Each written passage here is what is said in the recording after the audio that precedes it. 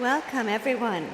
I'd like to start by acknowledging the Squamish, Tsleil-Waututh, Musqueam, and Coquitlam peoples on whose traditional territories we are honored to be gathered this afternoon. I would like to invite Ms. Jessie Chung, a fourth-year psychology student and co-director of the SFU Vocal Jazz Club, to lead us all in singing O Canada. Jessie.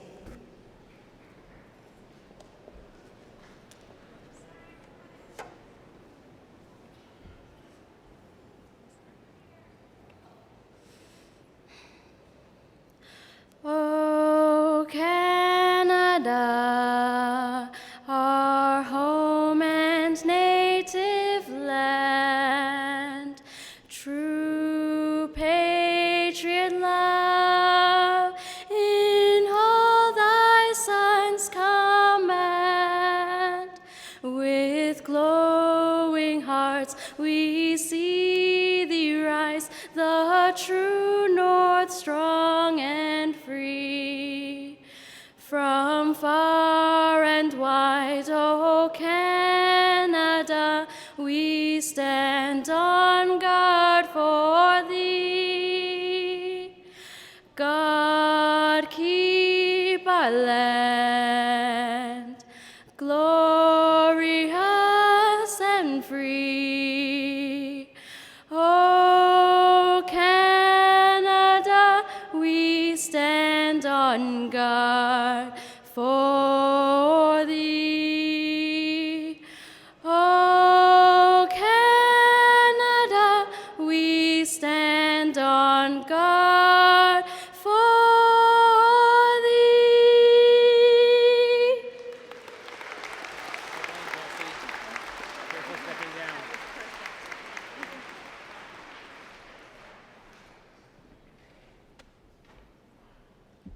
Please be seated. I declare the Spring 2017 Convocation assembled for the granting of degrees. Mr. President, members of the Board of Governors and Senate, faculty, honored guests, graduands and friends, I am Anne Giardini, the Chancellor of Simon Fraser University, and we are delighted and honored to have you join us for Convocation. In attendance today are a number of distinguished guests, both in the audience and on the platform, including members of Senate, Vice Presidents, Deans, and faculty. I would like to acknowledge from SFU's Board of Governors, Dr. June Francis, and Mr. Milun Kathari, who will be conferred an honorary doctorate of laws this afternoon, and of course our SFU alumni, legacy, parents, and families. Welcome to all of you. A good many years ago, I sat more or less where you are today, receiving my degree from Simon Fraser University and looking ahead to the many unknowns in the days to come. A year later, I was back in a classroom listening to the Dean's introductory lecture as he welcomed my class to the first day of the first year of law school. Here's what he told us. The year will be tough, he said. It will demand skills and abilities and levels of persistence that you may or may not have. And then he directed us to look to your left and look to your right. By the time this year is over, either you or one of your neighbors will be gone. And that's exactly what happened. Week over week, my little study group of 16 dropped to 15, and then a dozen, and then 10. So who left? One was a mother of 3 who became overwhelmed. One got sick. Another ran out of money. Others, I can only assume, had burdens or barriers or distractions that made law school too much to take on at that point in their lives. Some of the starting students in my class fell away for other reasons, of course.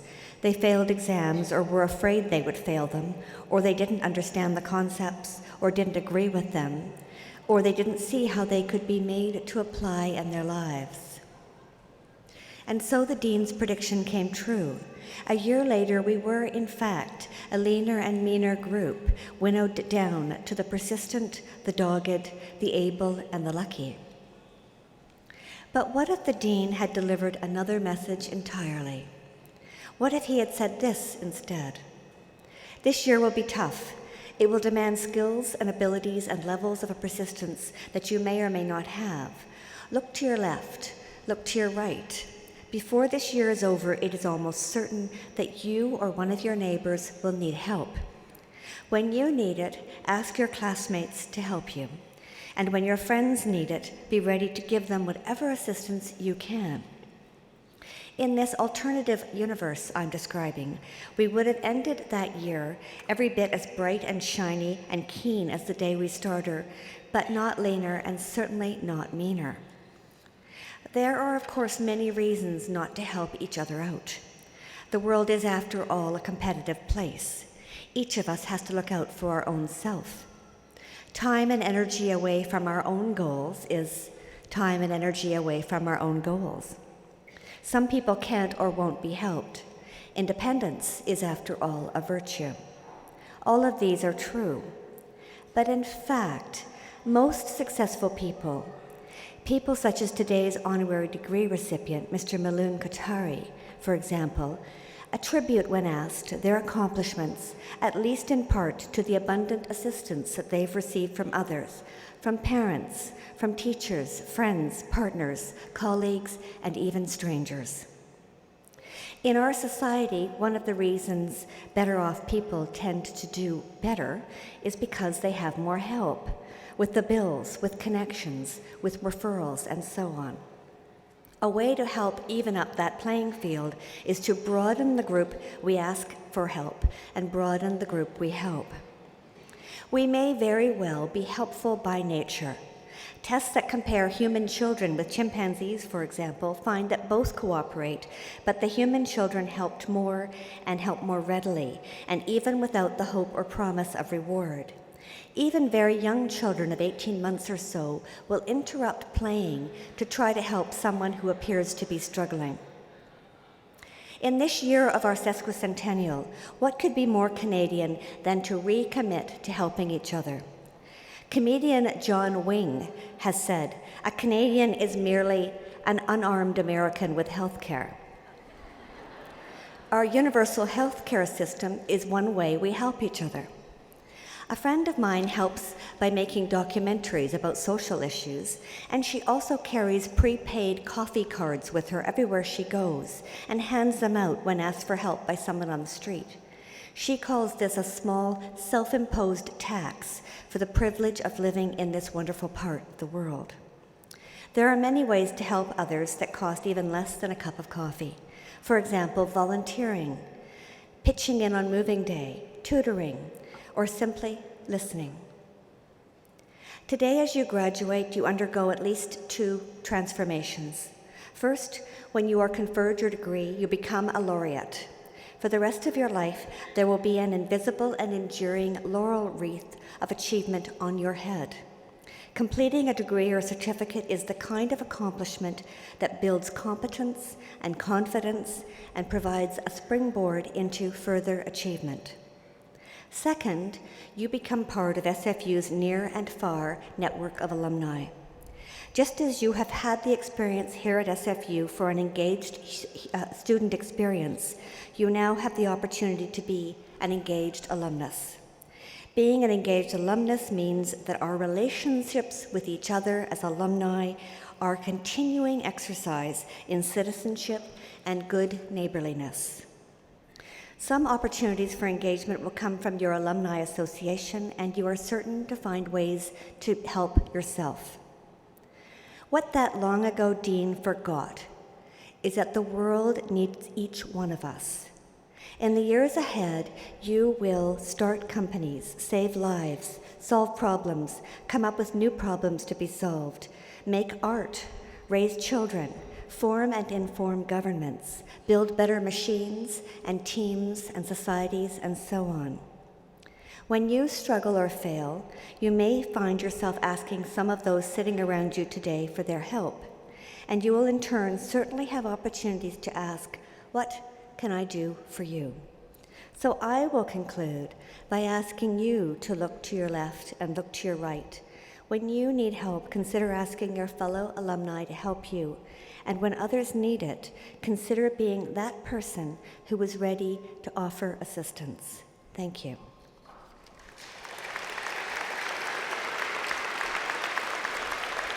I call on the president of our university, Professor Andrew Petter.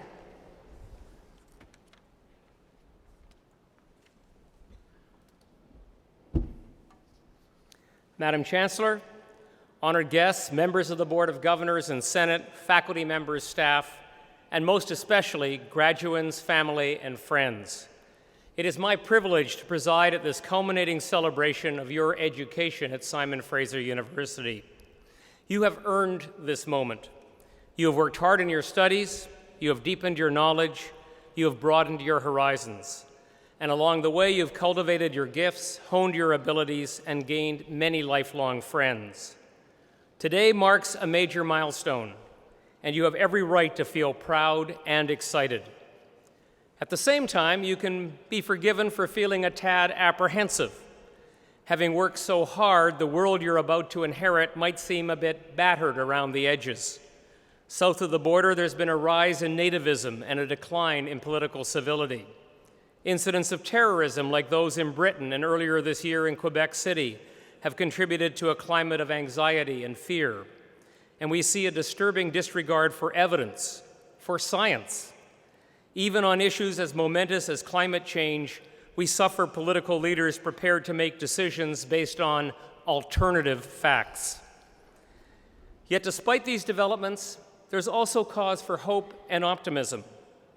The Oslo Peace Institute reports that there have been fewer wars and less war death in the past 10 years than at any time in the last century. Harvard psychologist and author Steven Pinker, who stood on this stage to receive an honorary degree a few years ago, notes that the steep decline in worldwide violence may be the most significant and least appreciated development in the history of our species. Canadians enjoy the longest life expectancy ever, and we've seen a significant rise in educational attainment. Major strides have been taken in advancing women's equality and LGBTQ rights, and we've embarked upon a journey of truth and reconciliation with Indigenous peoples. In these and other areas, while there is still much work to be done, things are moving in a positive direction. And nothing makes me more hopeful than looking out at all of you. I've witnessed the dedication, the excellence, the passion that you have brought to your time at SFU. And I've seen the commitments that you've made to yourselves and to each other. I'm particularly reminded of the We Are All SFU event held last February in Freedom Square, following the proposed U.S. travel ban on citizens of 7 Muslim-majority countries. That event came about because students, faculty, and staff were determined to stare down the darkness, to repudiate threats to human rights, freedom, and international understanding. And the response was inspiring. So many of you turned out with courage and conviction to demonstrate your solidarity with those affected by the ban and to show that you would not tolerate any erosion to their rights and freedoms. I would like to believe that the activism and sense of purpose that permeated that event was nurtured here at SFU. As Canada's engaged university and one whose vision is grounded in values of diversity, inclusion, and mutual respect, SFU has assumed a special responsibility to build bridges and strengthen civil society, to promote evidence-based dialogue and deliberation on issues of public policy, and to support religious freedom, social equality, and cross-cultural engagement. It was deeply gratifying, therefore, to see how widely these values are shared by our students, faculty, and staff. So here is my hope and my wish for you as you start on the next chapter of your lives. As you take from this university the knowledge, skills, and capacities you need to achieve personal success, I urge you to also take with you commitments to social justice and engagement. In the course of improving your own lives, spare time and energy for improving the lives of others and making the world a better place. You may well look to the future with measures of excitement and apprehension. There will be good times, there will be bad. Wherever you go, push towards the good. Humans have greater capacity than ever to conquer challenges in the environment, the economy, and society. In these difficult tasks, embrace the role the world needs you to play, and never doubt your capacity to make a difference. As cultural anthropologist Margaret Mead once observed, all social movements are founded by, guided by, motivated and seen through by the passion of individuals like you. Today, you join a community of over 140,000 SFU alumni around the world. Remarkable people who are already engaged in making their lives and their communities a better place. Together, your impact can be transformative. So step up and stay in touch. In the years to come, SFU will always be here for you to answer questions and help you continue your education whenever the need arises. For now, to you and the parents, partners, mentors, and supporters who brought you to this moment, congratulations. Today is for celebration. Tomorrow, the opportunity to build a better world awaits. Good luck and good fortune in all that you do.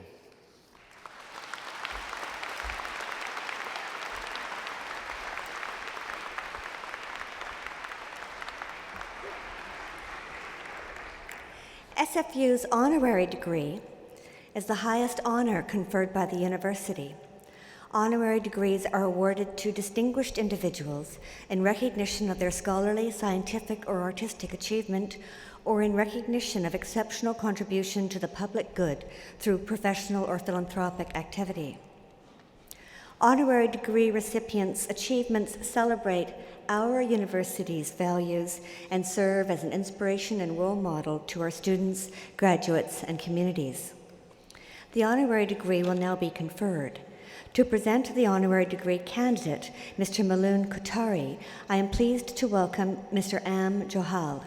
Mr. Johal is the director of SFU's Van City Office of Community Engagement. Mr. Johal.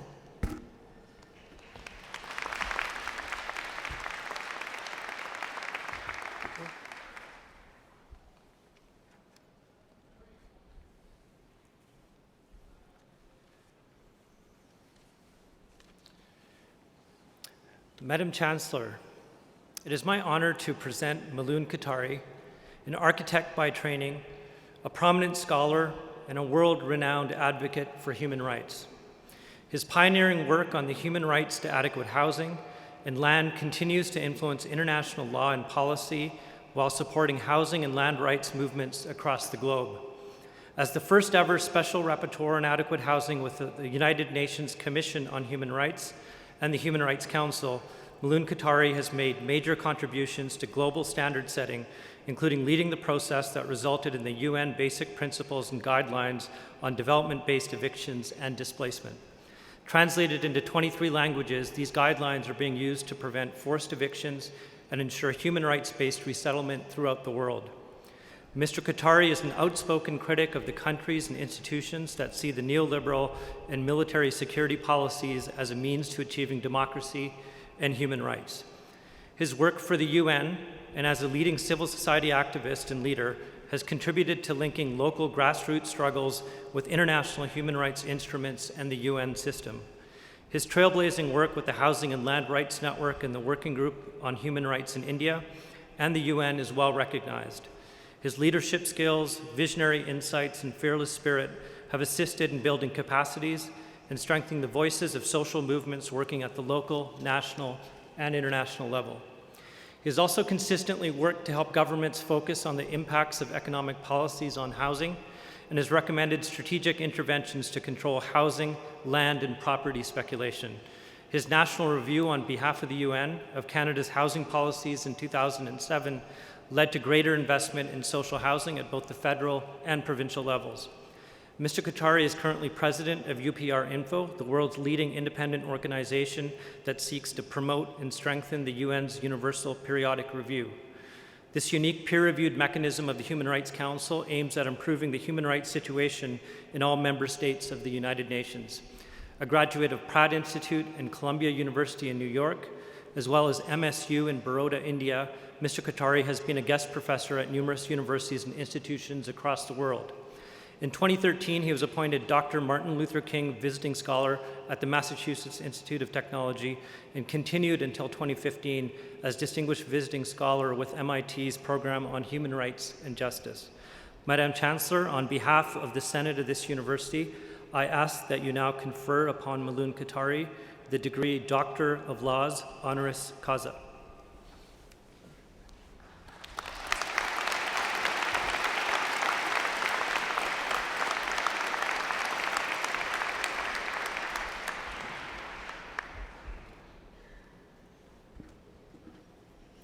Maloon Katari, by virtue of the authority vested in me and in the Senate of this university, I hereby admit you to the degree of Doctor of Laws, honoris causa.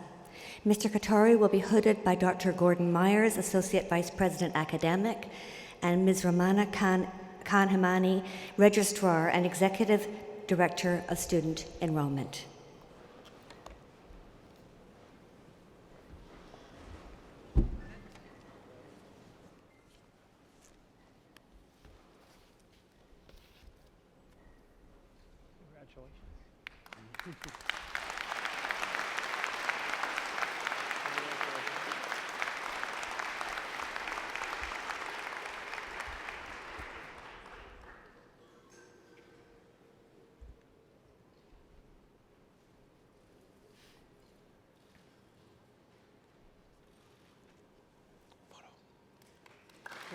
Photo. That's okay, he's gone. It is with great pleasure that I now call on Dr. Maloon Katari for his convocation address. Dr. Katari.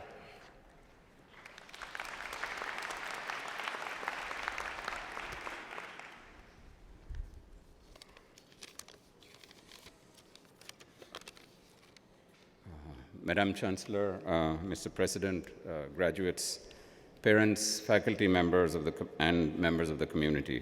I begin my address in deep humility and respect and with unequivocal and unstinting recognition that we stand here on the unceded territories of the Coast Salish peoples. Dear graduates, your generation is coming of age and responsibility at a time of deep divisions in the world. Divisions of race and class, income and opportunities. In a majestic new book called The Age of Anger, A History of Today, Pankaj Mishra has written, and I quote, "Billions of the world's poor are locked in a Darwinist social nightmare, but even in the most advanced Western democracies, a managerial form of politics and neoliberal economics has torn up the social contract. In the regime of privatization, commodification, deregulation, and militarization, it is barely possible to speak without inviting sarcasm about those qualities that distinguish humans from other predatory animals: trust, cooperation, community, and solidarity." End of quote. These values are best articulated in the human rights paradigm that places a premium on truth, is a powerful expression of ethical, moral, and legal values and imperatives, and upholds the dignity of the individual and the collective identity of community. The ideological moorings required to rescue the world from the consolidation of a militaristic security mindset needs to draw upon and adhere scrupulously to international human rights principles and instruments. The need to meet this challenge head-on is an inescapable task. The challenge is to forge a structure of multilateralism that is underpinned by a moral, ethical, and legal basis of all human beings, the very foundations of human rights, the very foundation of the Universal Declaration of Human Rights, and the core value inherent in all human beings that we must strive to honor and uphold today. Millions around the world continue to have their dignity stifled, betrayed, erased, and find no voice. Dignity does not find a hearing. Live in humiliation, live in pain, and search and wait sometimes interminably to find justice and recompense. They search for a foothold in the world of possibilities for dignity to blossom, possibilities of justice, peace, and human rights. While we live in turbulent times, times of division, distrust, and disharmony, you must see yourselves as the proud inheritors and custodians of a remarkable repository of wisdom born from struggle against the greatest odds, lives that bestowed on us freedom, care for the planet, and most of all, hope and optimism to be able to overcome what appears to be insurmountable odds. I speak of great people who have inspired me throughout my life, and I hope will be inspirational in your lives as well.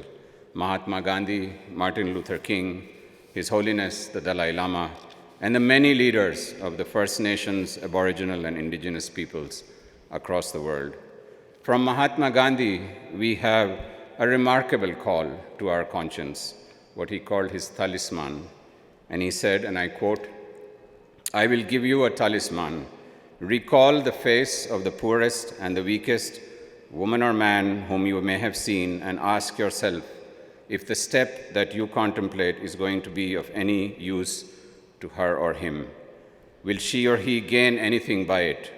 Will it restore to her or him to a control over her or his own life and destiny?" End of quote. From Martin Luther King, we are bestowed the searching call to action, and I quote, "Life's most persistent and urgent question is, what are you doing for others?" End of quote. At a recent gathering in New Delhi, I was privileged to listen to His Holiness the Dalai Lama. He spoke of karma and the need more than ever today for constructive, compassionate action, the need for us to demonstrate unconditionally infinite love for others. He spoke about the one achievement in his long life, that he has been able to completely purge the feelings of hate from his body and soul. An abiding message from all these individuals that I have learned and been unfailingly inspired is that there is no more fulfilling a life than one spent in the service of those less fortunate than us. These words of wisdom, of course, are not complete without the lessons we learned from the First Nations, Indigenous and Aboriginal peoples across the world. Lessons that address the sustenance of humankind, but in the same breath, the sustainability of our precious and fragile planet.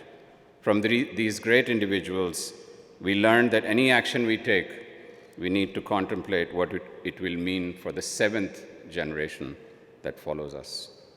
I was really moved when I recently read the powerful Lament for Confederation, delivered in 1967 to mark 100 years of Canada.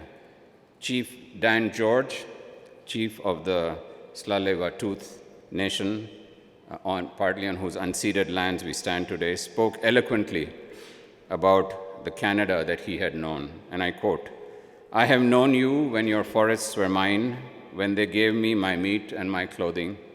I have known you in your streams and rivers, where your fish flashed and danced in the sun, where the water said, 'Come, come and eat of my abundance.'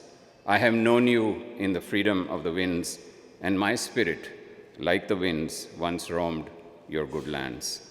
And then he continues his lament by talking about the white man, through occupation and colonization, had wrenched away the freedoms that the First Nations enjoyed. However, towards the end of his lament, Chief Dan George ends on an optimistic note, and he says, and I quote, "O God in heaven, give me back the courage of the olden chiefs. Let me wrestle with my surroundings. Let me again, as in the days of old, dominate my environment. Let me humbly accept this new culture and through it rise up and go on." End of quote. At times, justice seems within our reach, but out of our grasp. But the attempt to strive for justice is in of itself a triumph. The striving for justice and being relevant to the troubled age is worth the effort. I have felt no greater fulfillment in my life than being able to serve those less fortunate than me, in having had the honor and the opportunities to give a step up to people and communities to claim their human rights. So, for example, those of you who have yet to visit and speak to the homeless and other low-income groups, residents of Vancouver's downtown east side, please go there and visit, speak to the people, and ask yourself the question, why in one of the world's wealthiest countries, in the world's third most unaffordable city, does such poverty exist? Why? At a time when millions of women, men, youth, and children are struggling for their basic rights, we do not have a choice. We have to act. Failing to act is not an option. I quote from a poem originally in Urdu by one of the eminent poets from the Indian subcontinent, Sahir Ludhianvi, and I quote, "If we fail to speak up today, deadly silence we will earn. Every home will be on fire. Every dwelling we will see burn. From beyond the silence then, a cry of anguish will return. There is no one here, no one at all, no one." End of quote. We need to embrace resistance against those that live and thrive using power and privilege, wealth and avarice, demagoguery and deceit, those that consistently fail to place a premium on truth. The resistance that we must summon, individually and collectively, has to be constructive and tempered by nonviolence, what Mahatma Gandhi called satyagraha, what Martin Luther King imbibed and practiced and called the truth force or love force.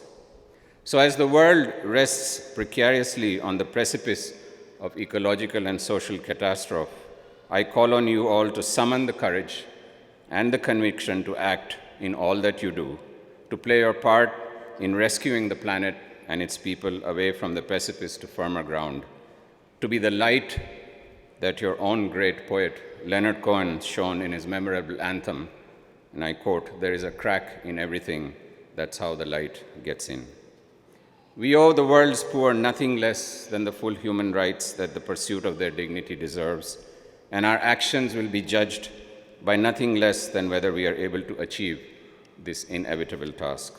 Let me conclude by reciting a poem, "All the Flowers Have Wilted," by another great poet from the Indian subcontinent, Faiz Ahmad Faiz, and I quote, "All the flowers have wilted, the sky's tears will not stop, the candles have gone dark, the mirror lies shattered, no more music do instruments make, the dance is over. And behind these clouds, far, far in the distance, twinkles a star, the star of pain. It glimmers, it makes music, it smiles." Madam Chancellor, Mr. President, graduates, parents, faculty, and members of the community, let us open our ears to that music, embrace that smile, and respond to that pain with action in words and deed. Thank you.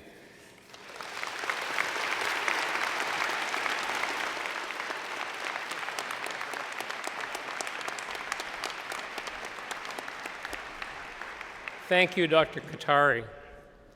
Ladies and gentlemen, as part of Convocation, the Alumni Association will present a Simon Fraser University alumni pin to the graduates as they leave the stage. Our alumni are incredibly important to us, and we're pleased that this symbolic presentation will launch you on your new role as alumni of Simon Fraser University. Mr. Robert Weston received a Bachelor of Arts in Commerce and Economics in 1978. He's currently the president of the SFU Alumni Association. I invite Mr. Weston to the lectern to bring greetings to the graduands. Robert?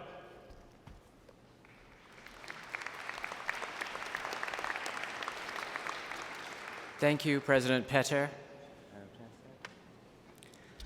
On behalf of your elected SFU Alumni Association Board and the more than 145,000 graduates before you, I extend my congratulations. You are now a part of a worldwide network of SFU alumni who live in over 130 countries. Be proud of your accomplishments and be proud of your SFU credential. Your journey with SFU continues. We are here to help you expand your personal and professional network and to support your success through offering access to resources, including career services. Additionally, our local, national, and international events create opportunities for you to connect with alumni and other professionals. To find out more, stay connected with us and other alumni through social media and email, and connect your SFU account with your LinkedIn account. As you cross the stage today, I'll present you with an alumni pin. Wear it as a symbol of your incredible achievement and connection to SFU. Congratulations again, and welcome to the SFU Alumni Association.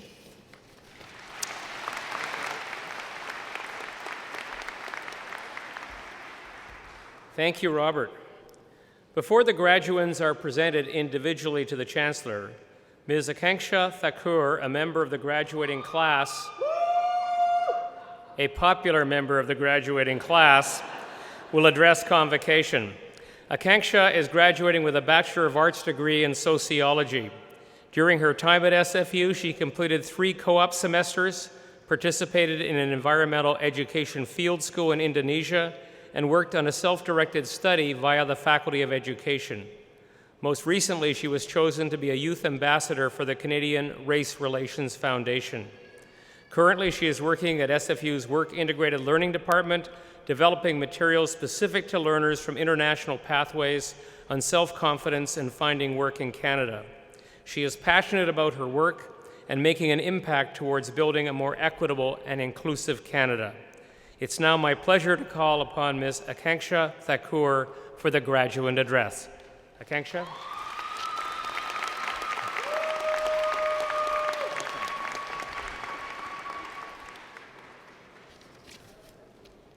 My first thanks and deepest appreciation are to the ancestors of this beautiful land, the Musqueam, Squamish, and Tsleil-Waututh nations, and any others who hold rights and responsibilities in and around what has become Simon Fraser University.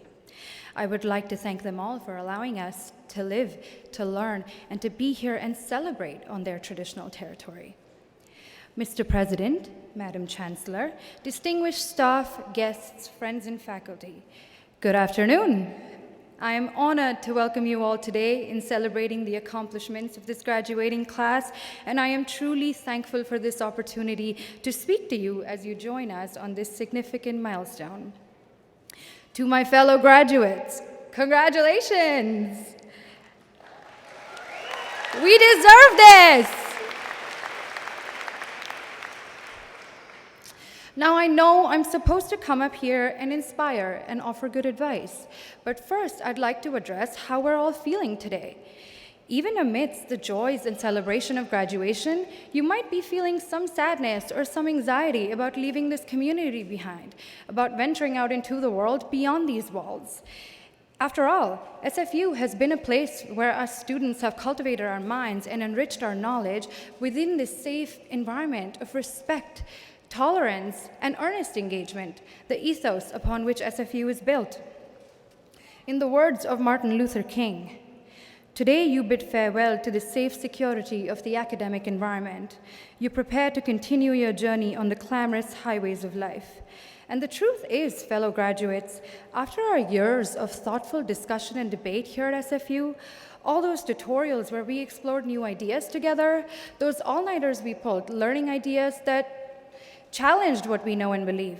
After all of that, we are venturing out into a world that may not be as inclusive, tolerant, or respectful.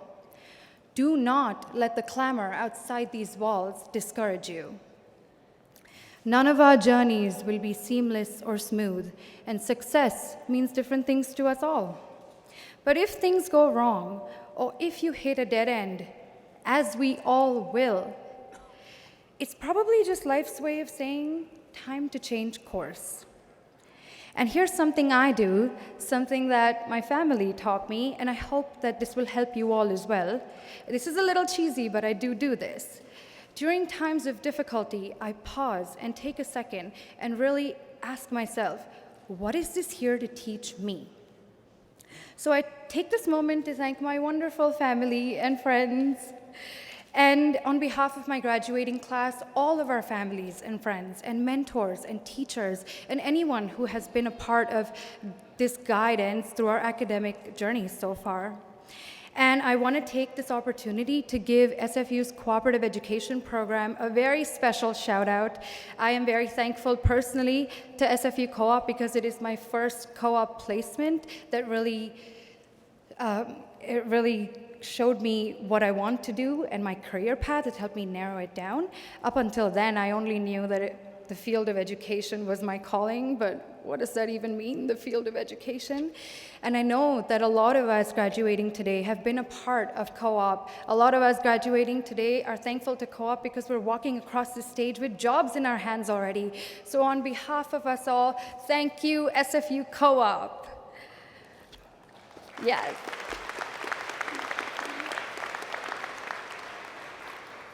All right, my fellow graduates, take a second and really take this in. Take a second and look around you. Look at who you are and look at the people beside you. We represent hundreds of nationalities and speak several different languages. We represent just about every possible background, every color, every culture, every faith and walk of life. Maybe your family has been here for generations, or maybe, like my family, you only moved here a few years ago as immigrants. Or maybe your family has moved here pretty recently, determined to give you a better life. Or maybe you moved here by yourself and SFU was your first home in Vancouver. The stories we're about to live are the stories we'll be telling our children, our grandchildren, and possibly our therapists. So wherever you go from here on, I hope that you will create a community that encourages participation and connection, one that values each individual's unique contributions, regardless of socioeconomic status, race, ethnicity, gender identity, spiritual practice, mental or physical status, or age. The world in which we live in today is seemingly one. I believe that our great challenge is to truly make it one by acknowledging and reflecting on the values of diversity and inclusion, and really understanding that it's these different ideas and perspectives and different lived experiences that are our greatest strength. So, class of 2017, harness your power to your passion. The present you is brave. The present you is hopeful, is innovative, and resourceful. Be excellent, be courageous, be persistent, and be kind. Now, based on all that I've said, we clearly all have some work to do, so let's get out there and make it happen. I wish you all a true Bollywood-style happy ending. Congratulations, class of 2017!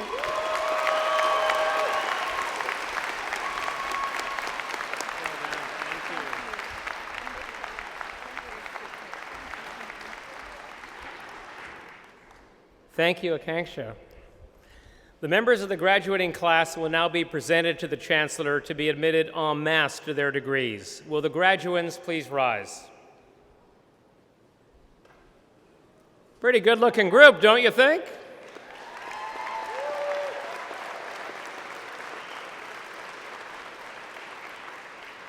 Madam Chancellor, I present to you those scholars who have fulfilled the statutory requirements laid down by the Senate of this university, and I request that you confer upon each one the degree for which she or he is now recommended.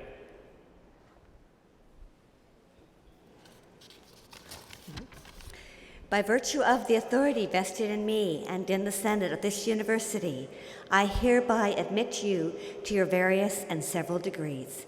Will the graduands please be seated?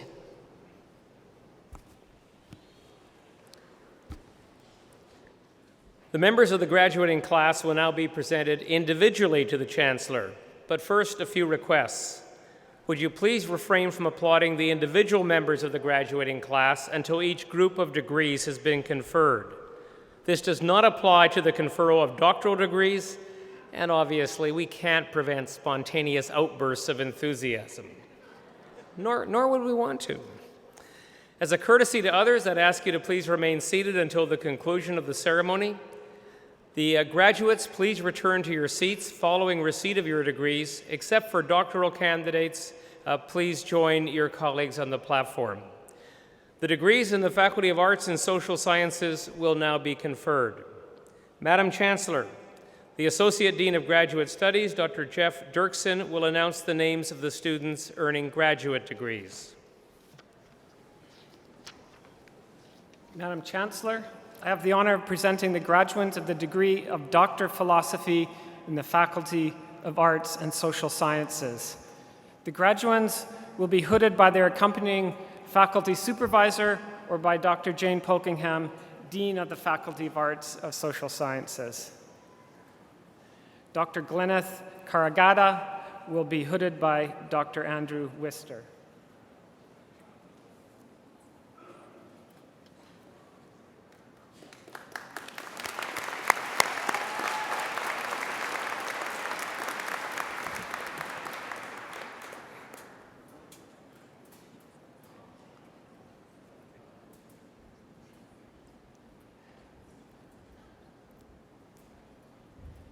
Dr. Robert Bittner will be hooded by Dr. Helen Leung.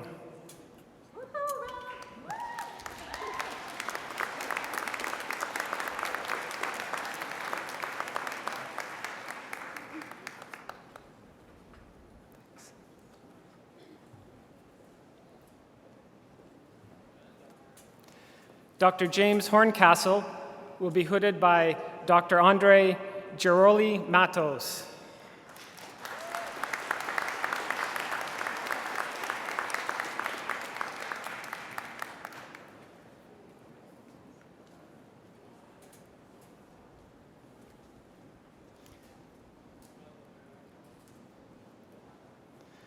Dr. Elizabeth Manning will be hooded by Dr. Jennifer Marchbank.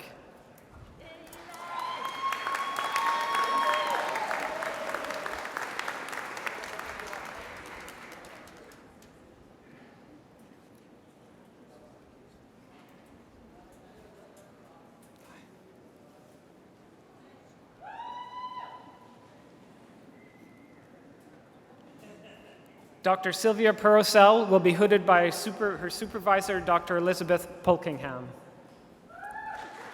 Dr. Jane Polkingham.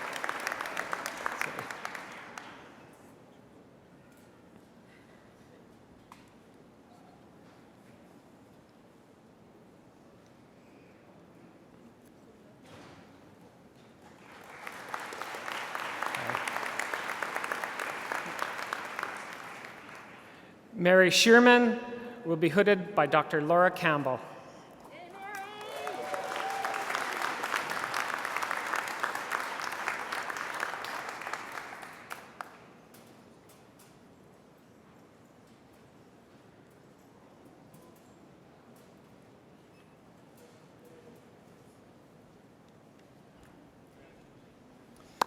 Thank you, graduates.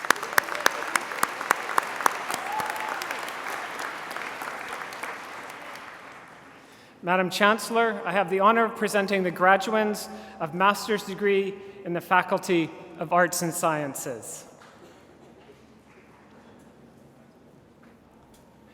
Sana Aziz, Adam Bielka, Jared Bluestein,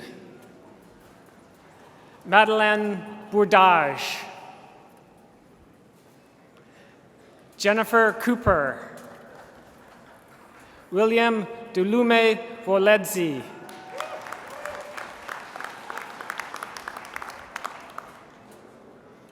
Ryan Graves, Modipi Olupwa Telupe Djibutu, Eric Cook,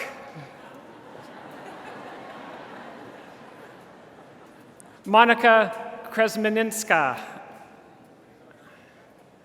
Karis Lepet, Melissa Mary Perrier, Joshua Pry, Alexandra Rogers, Jalisa Rodriguez, Lorenzo Tomescu, Jennifer Conroy, Lauren Cornish, Teresa Cornish, Shabnam Kansag Shanhaji, Zinat Kok Ayadzi, David Leung,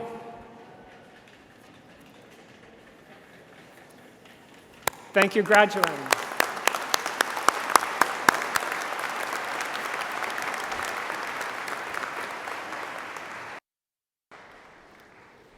Madam Chancellor, the Dean of the Faculty of Arts and Social Sciences, Dr. Jane Polkingham, will announce the names of the students earning undergraduate degrees in her faculty.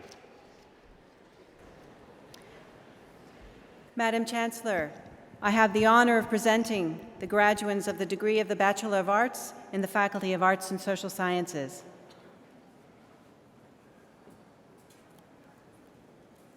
Diana Adeboale, Delilah Adiama, Abby Aguilar,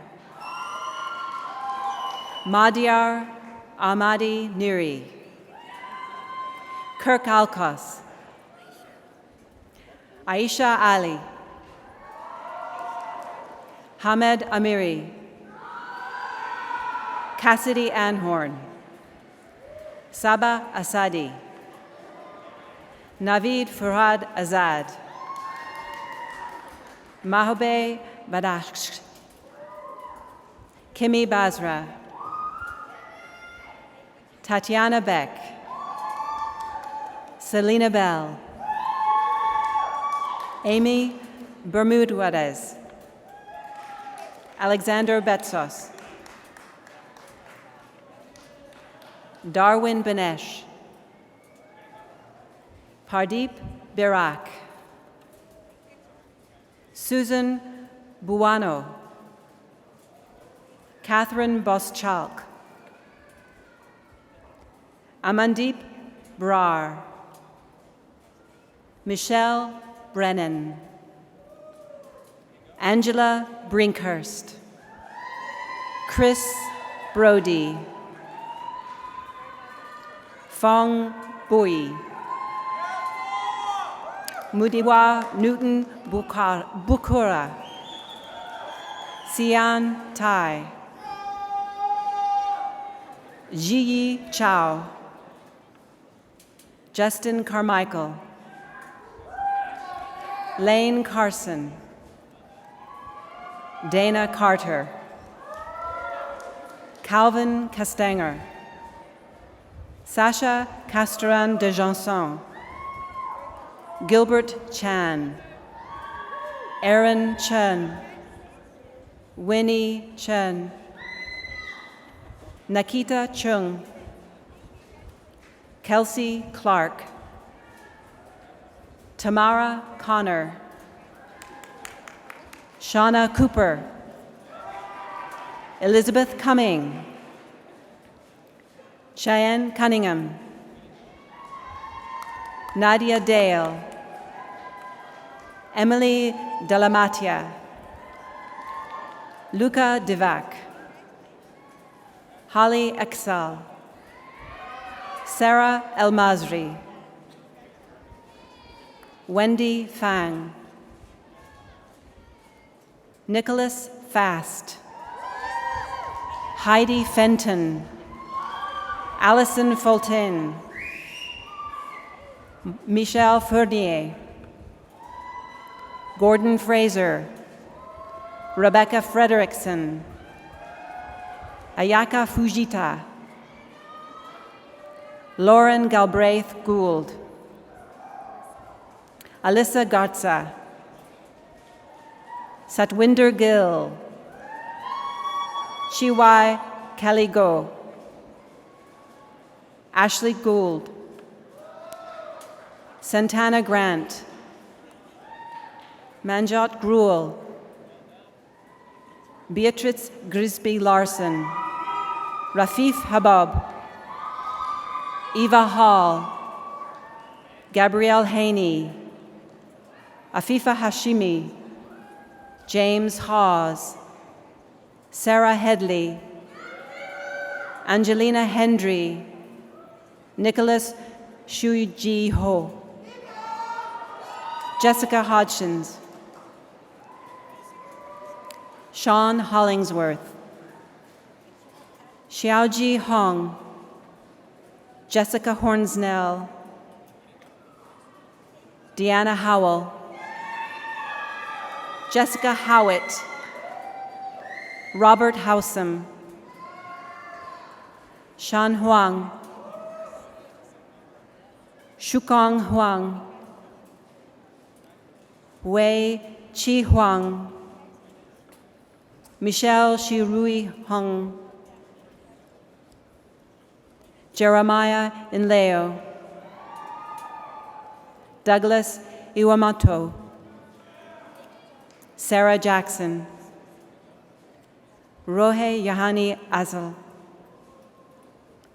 Miklos Jakotsi, Shinjin, Alexandra Job, Dennis Jovic, Emily Yukik,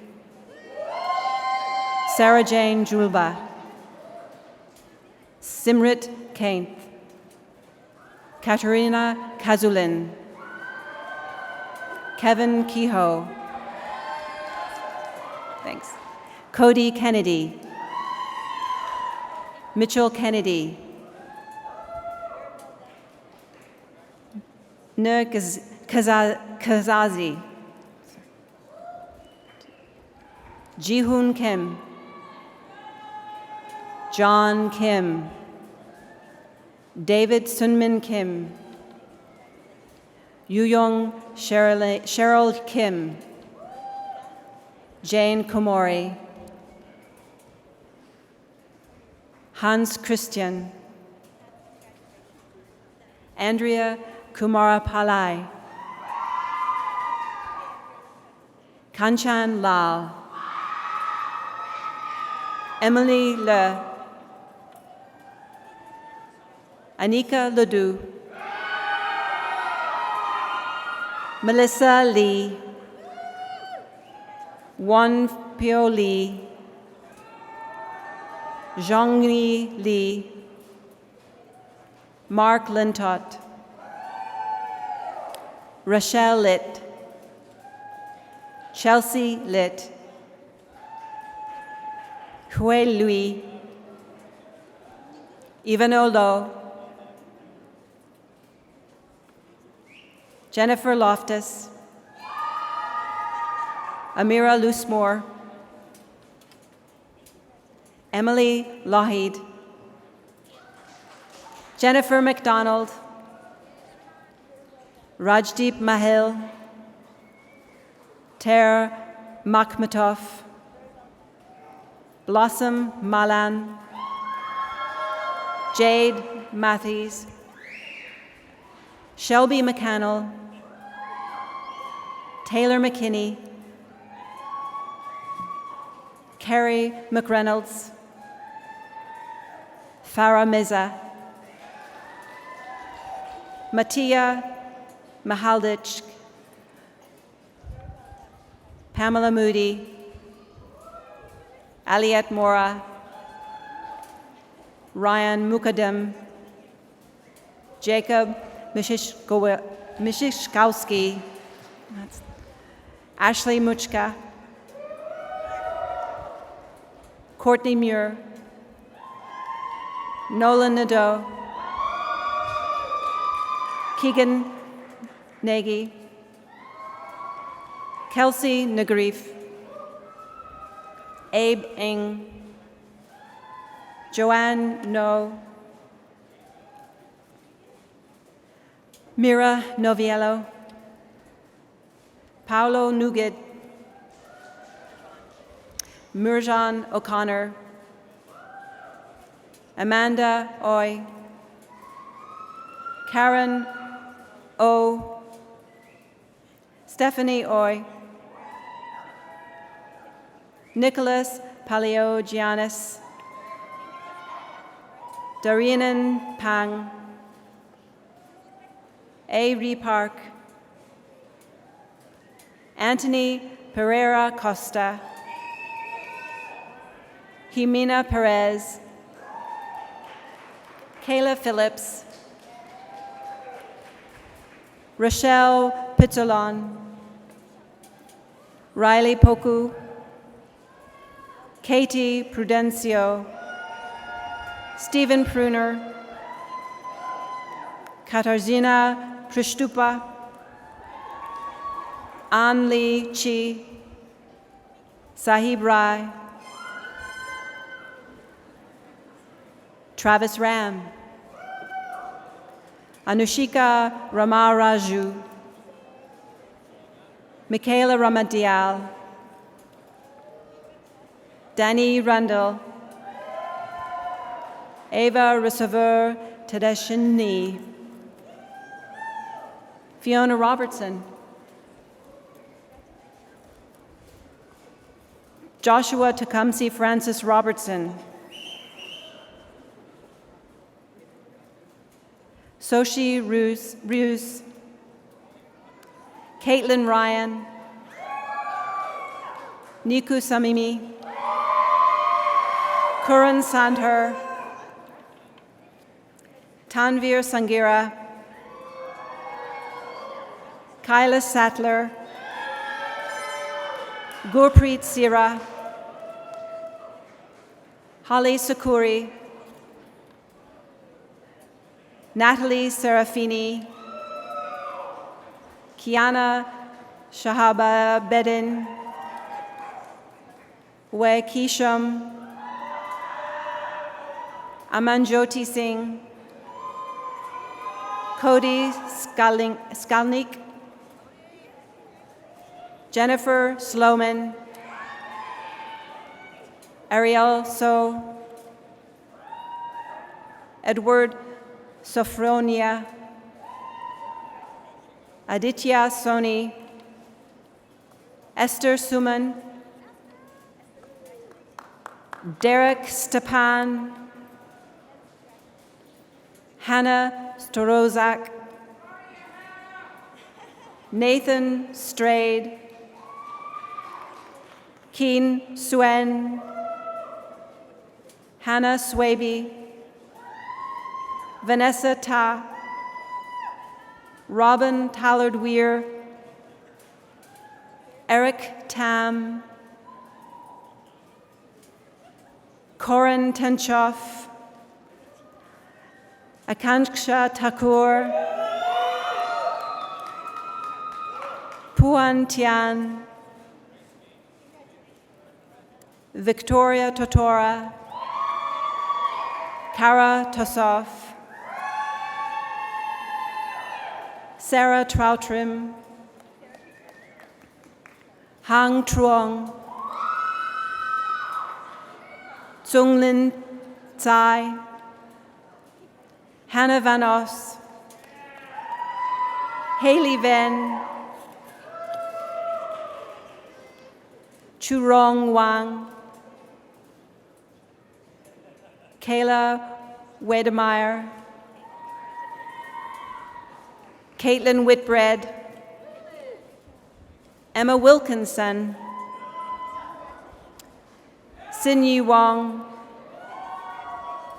Matthew Wren, Eason Wu, Alice Honghua Shido, Katrina Yang, Gloria Yu, Edison Zhang, David Zhang, Hueting Zhang, Weimang Zhang, Ying Zhang, Xiaomei Chao, Yi Zhang, Charlene Zhu, Haiming Zhu,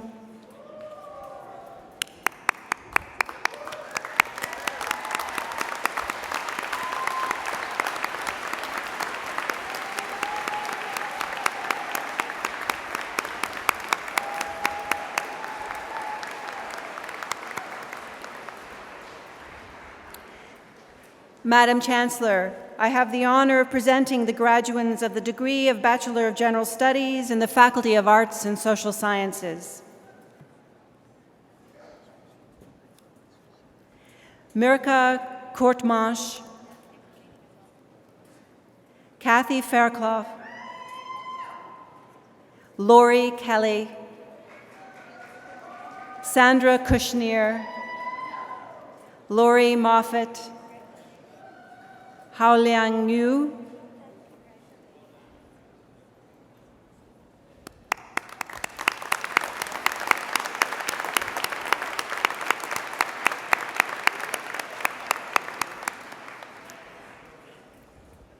Madam Chancellor, I am pleased to present the students who have completed the requirements for diplomas and certificates in the Faculty of Arts and Social Sciences.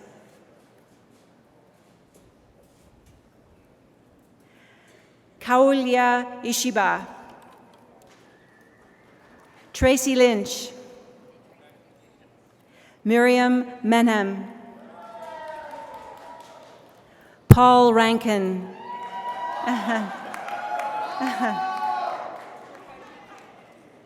Choi Tae,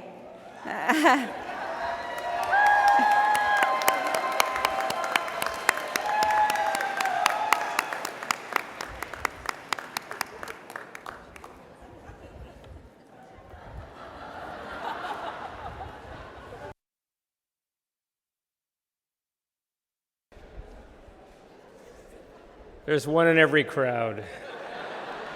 It isn't usually the last one, though, but there you go. Will the graduating class please rise? I congratulate each of you on the completion of your degree. This is an impressive achievement, and I ask your friends, family, and members of the platform to join me in applauding the amazing graduating class of June 2017.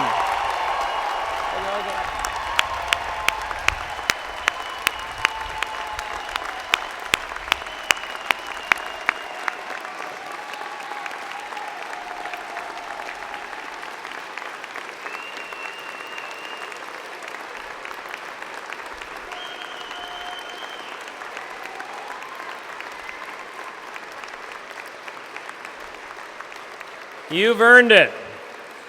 Now I invite the members of the graduating class to remember who helped to get you here and reciprocate by applauding your family, friends, faculty, and staff, and all those who helped you to reach your goal.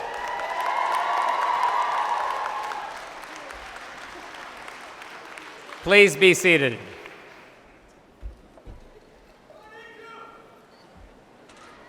Friends, this completes the formal awarding of degrees.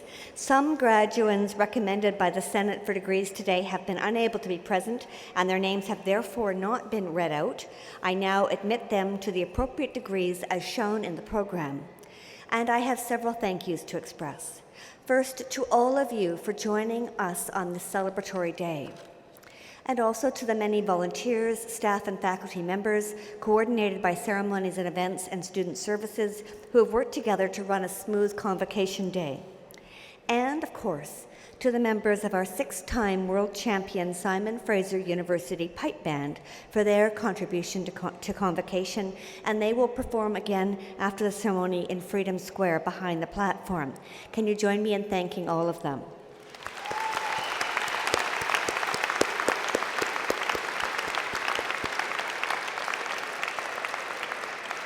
So this brings to a close the formal part of this afternoon's convocation. You are all now invited to attend a reception in the James Douglas Room behind the platform. I ask that you kindly please rise and remain standing at your places until the platform party has recessed. Thank you.